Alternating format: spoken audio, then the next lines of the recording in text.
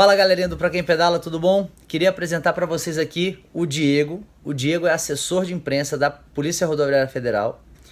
Depois daquele nosso vídeo, a gente procurou a Polícia Rodoviária Federal para tratar daquele assunto lá do Ceará. O Diegão vai trazer aqui um monte de luz pra gente. A gente já conversou um pouquinho sobre o acontecido e tem muita coisa importante que o Diego tem para falar pra gente. Eu preparei algumas coisinhas, algumas perguntas, e aí a gente vai trabalhando em cima dessas perguntas e o que for saindo aí. Primeira pergunta: o que aconteceu no Ceará?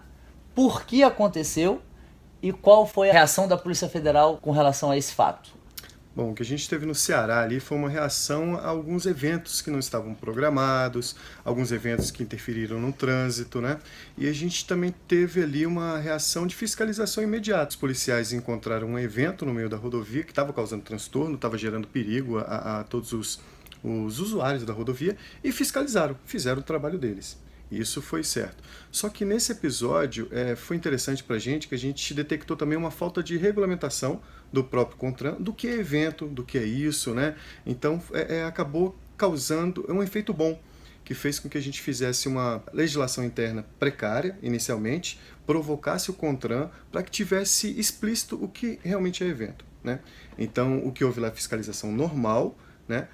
Mas trouxe alguns incômodos, porque teve uma interpretação um pouco xiita, não só dos policiais, mas também dos próprios ciclistas, motociclistas, né? E gerou um atrito sem necessidade, porque na verdade o que nós queremos é que tenhamos um trânsito mais seguro para todos, né? Essa é a ideia. A gente estava conversando um pouquinho sobre esse episódio, só para trazer o contexto do que aconteceu.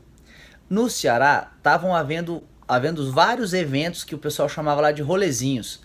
Eram várias motocicletas, coisas de 100 motocicletas, Sim, né? sim. 100, 200 Sim, motocicletas. sim. E os caras entravam nas vias e andavam a 30 por hora. Gente, 200 motos andando a 30 por hora vai atrapalhar o trânsito. E aí começou a acontecer o mesmo tipo de evento com bicicleta. E aí 50, 100 bicicletas andando a 30 por hora também vai atrapalhar o trânsito. Qual é a ideia da PRF e o que a PRF precisa prezar? É pela segurança na via. Esses eventos, eles indiscutivelmente eles vão atrapalhar o fluxo. Então, isso é um evento. O que não quer dizer que aquela interpretação de 3 ciclistas na via seja um evento. A gente vai falar um pouquinho sobre o que é evento e o que a Polícia Rodoviária Federal olha para classificar alguma coisa como evento. Antes da gente entrar nesse assunto, a gente já conversou um monte aqui e parte dele é subjetivo. O que acontece? O exemplo que o próprio Diego me deu aqui. Falou, às vezes 10 ciclistas numa pista, numa rodovia, que não tem nenhum fluxo, esses caras vão passar completamente desapercebidos pelo trânsito daquele local, porque o trânsito está quase zero. Agora, se eu pegar 3 ciclistas e jogar no meio da marginal, vou falar em São Paulo, porque todo mundo conhece, no meio da marginal, na hora do rush, esses caras vão atrapalhar o trânsito. Né? Então a ideia é uma ideia de atrapalhar o fluxo. O evento é tudo aquilo que porventura possa atrapalhar o fluxo. O tamanho ajuda? Ajuda. Mas é só o tamanho do evento? Não. Com essa antecipada que eu dei aqui, Diego, fala pra gente aí quais são os critérios que vocês têm adotado. Justamente, o primeiro critério é se vai interferir no fluxo normal do trânsito. E isso você já consegue perceber que não interessa se são 5, se são 10, se são 50. Quanto mais o número de ciclistas e motociclistas reunidos, a probabilidade de atrapalhar o trânsito, o fluxo normal é maior, né? Mas a gente pode ter... o critério básico não é o número de ciclistas e motociclistas, né? É justamente se há alguma interferência no trânsito. O segundo é a organização. Há uma organização, há um carro de apoio, qualquer coisa. É um evento organizado que você tá tratando ali com os participantes de alguma maneira, uma organização mínima. Então são critérios mínimos para que a gente exija a autorização. Mas como você falou, é subjetivo, né? Vamos lá, só tentar explicar. Aqui em Brasília, a gente tem um pelotão, que é o chamado Pelotão do Lago Sul. Ele sai todos os domingos às 8, mais ou menos 8h30 da manhã. São 60 ciclistas, mais ou menos. Existe uma organização mínima, porque os próprios ciclistas se organizam para que esse pelotão aconteça. E ele sai. Aí o que acontece? Domingo, o fluxo é baixo. O pelotão anda numa velocidade compatível com a via, ou seja, ele anda rápido. Ele anda preferencialmente no acostamento. Em determinados momentos ele tem que entrar na pista, mas isso é possível, é uma coisa que a gente vai tratar depois, mas isso é possível. Então, esse pelotão nosso é considerado evento? Não, porque ele não atrapalha o fluxo normal, regular daquele momento e daquela rodovia, certo? Agora, se esse mesmo pelotão acontecesse, por exemplo, numa outra pista, num horário de rush, ele ia atrapalhar. Então, atrapalhou, a gente precisa conversar com a Polícia Rodoviária Federal para que ela ajude a organizar esse fluxo. Mas um conselho que a gente dá para aqueles caras que têm pelotão organizado, para as assessorias e que vão usar essas rodovias, independente se a Polícia Federal vai classificar você como evento ou não, procure a seccional da Polícia Rodoviária Federal lá e converse. Explique o que vocês estão fazendo, qual é o objetivo de vocês, a frequência e os dias. O policial rodoviário federal que te atender lá, ele vai falar para você assim, ó, beleza, não é evento, não precisa de autorização. Mas ele vai estar ciente que você vai estar passando lá aquele momento. Tem muita subjetividade também ainda. Por mais que a gente tenha uma regulamentação, mas quem conhece o percurso é o policial da área, é o cara do policiamento da área. Quem conhece as características da via é o policiamento da área. Quem conhece aquela rodovia, horários, etc., é o policiamento da área. Então essa classificação ela tem que ser feita pelo policiamento da área. Então, se você tem dúvida, qualquer dúvida, é pelotão, não é evento, não é... Procure a Polícia Rodoviária Federal, procure orientação, vá lá, fale, olha, meu evento é esse, é desse tamanho, eu estou fazendo dessa maneira, eu preciso dessa autorização. Vá lá e peça orientação. Isso é fundamental para a gente. Ainda nessa linha de autorização e de falar com a Polícia Rodoviária Federal, uma das coisas que a gente estava tratando aqui é justamente da importância do policial rodoviário federal conhecer o tipo de atleta que vai estar lá, o tipo de pelotão, o tipo de assessoria, porque, cara, eles estão lá para ajudar.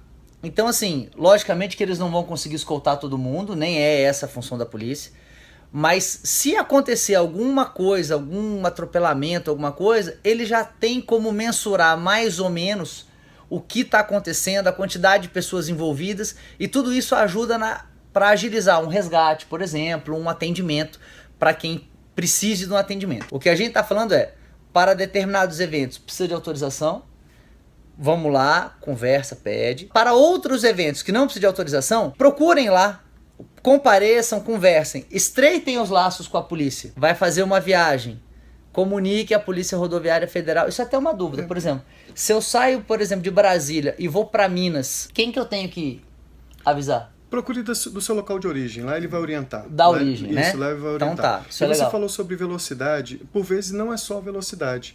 Por exemplo, imagina um pelotão vamos falar de motociclistas, de 100 motociclistas, né? Ocupando uma faixa de rolamento, mesmo que seja uma velocidade compatível com a via, mas atrapalha em determinados momentos uma ultrapassagem. Como é que o carro vai ultrapassar esse pelotão numa faixa simples, né, de 100, 200 motociclistas, né? Então, veja, tem alguns fatores que, além da velocidade, que fazem com que aquele evento interfira no fluxo normal.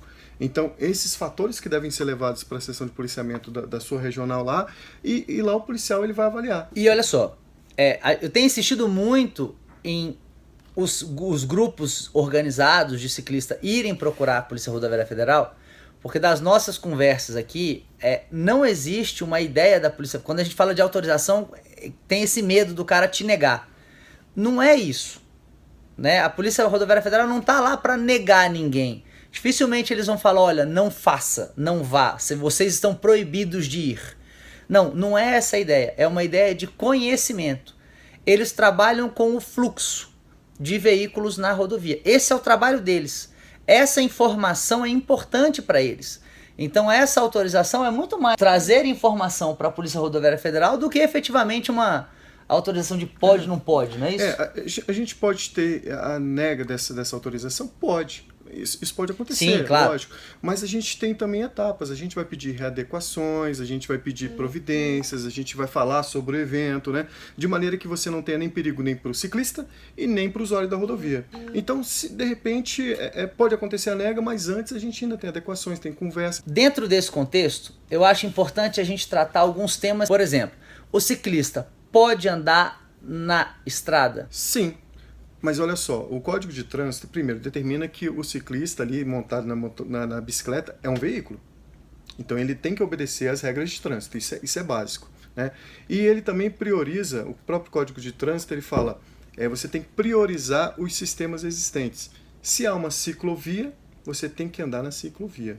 Se há uma ciclofaixa, na ciclofaixa. Se não existe os dois, acostamento. Se não existe acostamento, o bordo da via. Então você tem que priorizar esse sistema. Então, se tem ciclovia, o seu local é na ciclovia, né? E assim por seguinte, se não tiver todos esses sistemas. Essa é a ideia, né? Perfeito. Dentro dessa questão da ciclovia, eu vou trazer um problema pro Diego aqui, que é até um problema para ele, porque é uma situação que Brasília tem, que eu acredito que os outros lugares do país não tenham. Mas se tiver, é bom que já segue uma luz. Em Brasília a gente tem uma pista que é uma pista expressa, que chama L4. É uma pista com 3 vias, ela é um sentido único, então 3 vias para cada sentido. E num determinado trecho dela construíram uma ciclovia. Mas é uma ciclovia de ciclismo contemplativo. Então as pessoas passam lá numa velocidade baixa para curtir o visual, para ver o que está acontecendo. Desde que essa ciclovia ficou pronta, os motoristas têm buzinado para os atletas em treinamento e falando assim, você tem que correr lá, você tem que andar lá. Então eu queria que o Diego falasse um pouquinho dessa situação e explicasse pra gente, e até para que a gente possa usar esse vídeo para mostrar para os nossos colegas motoristas e para nós, porque nós somos motoristas também, né, para que a gente entenda que há uma diferença entre o ciclista contemplativo e o ciclista que treina. Diegão? Sim. Bom, primeiro, para a Polícia Rodoviária Federal esse é um problema não tão recorrente, porque a gente cuida das rodovias federais. Até por definição, grande parte delas são rurais. Então você não tem essa convivência entre ciclovia e rodovia, né? Geralmente é apenas a rodovia ali, porque são áreas rurais. E é lógico, o ciclista contemplativo, o cara que treina, ele tem velocidades muito diferentes. E talvez até a própria convivência numa ciclovia fique um pouquinho prejudicada nesse sentido. E por isso que eu retomo aquela ideia. Procure a autoridade de trânsito do seu local, explique o problema, converse para chegar no consenso e mostrando que realmente tem esse problema de velocidade, de característica, de deslocamento. E lá a gente vai chegar numa solução viável para que se tenha a segurança dos dois. O contemplativo, que é aquele cara que quer passear ali, tranquilo, e o cara que quer treinar, que tem uma velocidade muito maior, um equipamento diferente, etc. Então, aqui em Brasília a gente tem um exemplo muito bacana disso que o Diego acabou de falar. O parque da cidade tem 2 ciclovias contemplativas dentro. E no início a gente sofria esse problema de estar andando na via que os carros trafegam. E aí os motoristas vinham e você tem que andar lá, você tem que andar lá. E existia um conflito. O que aconteceu? A própria administração do parque percebeu que esse conflito existia. Os ciclistas procuraram a administração do parque, a administração recebeu a gente. E aí eles falaram, não, realmente, vocês têm razão. Não dá para você botar um ciclista que treina, que dentro do parque atinge velocidade de 50 km por hora, junto com criança passando, com um cara que está ali passeando e vendo o visual do parque. Então o que eles fizeram? Eles pintaram uma faixa exclusiva não, uma faixa compartilhada entre carros e ciclistas. Cara, 3 meses depois, mais ou menos, você vê, existe o conflito natural por espaço, né? Uhum. Esse conflito sempre vai existir, porque a gente ainda precisa evoluir muito na educação do trânsito, mas não tem mais quase essa buzinada e você tem que andar lá dentro. Hoje, quando o cara faz isso, você só faz o sinalzinho assim, tchum, tchum, olha pro chão, porque tem a bicicletinha marcada lá no chão. Então veja, e foi uma solução compartilhada. Exatamente. Ali, com a administração do parque, vendo a segurança dos usuários daquela ciclovia lá dentro, da segurança dos usuários da rodovia fora, né? Então veja, é uma solução compartilhada, a ideia é essa, pô. A ideia é que a gente tenha um trânsito harmônico com todos os veículos. Uma das coisas que eu percebi bastante aqui com o Diego é que existe uma vontade da polícia de ter o ciclista próximo. Então eles estão abrindo os canais para a gente sentar, conversar e expor os nossos problemas para que a gente chegue nessas soluções compartilhadas. Então por isso que eu tenho insistido bastante. Independente de você achar que o seu evento tem ou não que ter autorização, procure a Polícia Rodoviária Federal, mesmo que seja para dar notícia. Fala, olha, eu só vim aqui com um documento dizendo, olha, eu costumo treinar aqui assim, assim, assim, o meu grupo de pedal tem tantos caras. É isso. Muito provavelmente o policial rodoviário Federal que tá te atendendo aí vai receber isso e vai falar, ó, beleza, a gente tá ciente disso.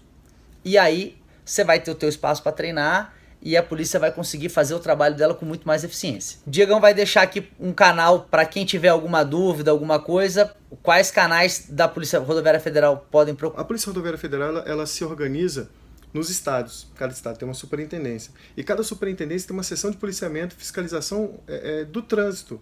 Então vai lá, procura essa seção que os caras vão te orientar sobre quais são as necessidades, sabe? Falando sobre o problema, né? Então, em cada regional a gente tem uma seção dessa.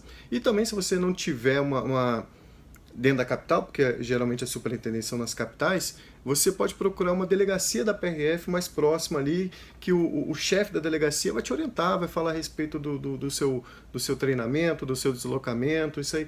Procure lá que os caras com certeza vão ter uma boa vontade de poder orientar. Para finalizar, eu já ia esquecendo aqui, mas aqueles ciclistas que foram multados por conta dessa interpretação do pessoal lá do Ceará, eles têm, eu perguntei aqui qual era o mecanismo para tentar reverter essa multa, e o mecanismo é realmente entrar com recurso administrativo para tentar suspender essa multa. Isso é importante falar também, porque os policiais do Ceará, especificamente nesse caso, cumpriram o papel deles, que foram lá, acharam um determinado evento durante a fiscalização rotineira que estava gerando algum risco ao trânsito e se fizeram a autuação de acordo com a interpretação deles que aquilo estava atrapalhando o trânsito. Então é o trabalho deles. Mas é lógico, o cidadão, se acha que aquela multa não é viável, não é cabível naquele momento, tem todo o direito de fazer recurso e a PRF vai analisar o recurso sem problema nenhum. Pelos comentários que a gente recebeu, dá para perceber que foram várias situações. Então, se você acompanhar os nossos comentários, você vai ver que teve gente que falou que foram 3 ciclistas e que os 3 ciclistas foram multados. Teve gente que falou que era um grupo de 20 e multaram só o organizador. Teve gente que falou que não, que multaram só os carros de apoio. Então, assim, tiveram diversas situações. Dentro dessas situações, provavelmente algumas vão se encaixar naquilo que a norma prevê e aí a multa tem que ser aplicada mesmo, e talvez outras não. Então por isso é importante, todo mundo que se sentiu lesado, entre com recurso administrativo e aí a Polícia Rodoviária Federal vai rever isso. Diegão, obrigado meu querido, mais uma vez. Até mais. Tá pedalando ou não? Ainda não. Não mais. Minha bicicletinha tem mais tempo de pendurada no teto do que pedal, mas... Pô, vamos voltar. Vamos voltar. Quando você voltar, liga pra gente. Com certeza. Vamos lá respeitando as regras de trânsito. Galera, espero que vocês tenham gostado. Qualquer dúvida, manda pra gente. Aí já tô com o e-mail do Diego aqui. Qualquer dúvida, me manda. A gente tá com o canal aberto, vai conversando e esclarece o que vocês precisarem. Beleza? Valeu mais uma vez. Obrigado. Gostou do vídeo? Curte. Não gostou? Compartilha. E assiste até o final. Não pula nada, hein? Valeu, abraço. Fala galerinha, para o nosso vídeo não ficar só entrevista, só legislação, só esse tipo de coisa que não é das mais legais, vamos dizer assim, vou botar para vocês um vídeo que o Kinobi, que é o atleta da Santa Cruz, atleta profissional da Santa Cruz, fez pra gente falando das diferenças da 27 e 29. Por que eu escolhi o Kinobi? O cara é patrocinado pela marca e ele pode escolher qualquer uma das duas. Então não tem aquela história do cara comprar uma 27,5 e defender que ele é melhor, comprar uma 29 e defender que ele é melhor. O cara tem acesso às duas bikes e escolhe qual que ele quer usar. Olha aí o que o cara falou. Valeu, abraço. Fala aí galera, meu nome é Diego Kinobi, piloto de enduro da Santa Cruz, e vim mostrar um pouquinho para vocês das diferenças entre a bike 27,5, uma Nomad, que eu usei na temporada 2015 e 2016, e a Hightower Aro 29, que eu vou usar agora na temporada 2017. Bem, eu acho que as principais diferenças aí são na questão de parte de alta e parte de baixa velocidade. Eu senti a Nomad bem mais confortável em trechos de parte técnica, um pouco mais apertados, curvas um pouco mais apertadas e trechos mais inclinados. É uma bike que tem uma alma bem quase downhill, por conta disso eu achei ela mais fácil de pilotar nessas partes técnicas. Porém a Hightower é uma bike que eu sinto atropelar bem mais os obstáculos de média e de alta. É uma bike pela física, o aro maior proporciona uma atropelada melhor nos obstáculos. Eu acredito que cada bike é para uma situação. Já me perguntaram várias vezes com relação qual você prefere, 27,5 ou 29? Eu acho que cada caso é um caso. Os casos mais técnicos, inclinados, eu usaria uma 27,5, trechos mais apertados. Em trechos mais de média e de alta velocidade, pistas mais rápidas e com grandes deslocamentos, um rolê mais XC com relação a se deslocar para a trilha, eu preferiria uma 29. As duas bikes têm uma suspensão muito boa, uma leitura muito boa. Eu não senti tanta diferença com relação a isso. A minha diferença foi mais com relação ao tempo de reação da bike, a forma que ela passa sobre os obstáculos e também a questão de você cansar menos os braços, vamos dizer assim, em partes de muito longas, partes de muito tempo de batedeira. A 29 poupa um pouco mais, porém, como eu disse, a 27,5 é uma bike mais ágil. É uma bike que você consegue dominar mais em trechos técnicos. Essas são as primeiras experiências que eu tive com relação às duas bikes. Eu tô apenas um mês com a Hightower, né? E mais pra frente a gente vai passando outras informações aí. Mas por enquanto é isso, galera. Um abraço aí, valeu a todos.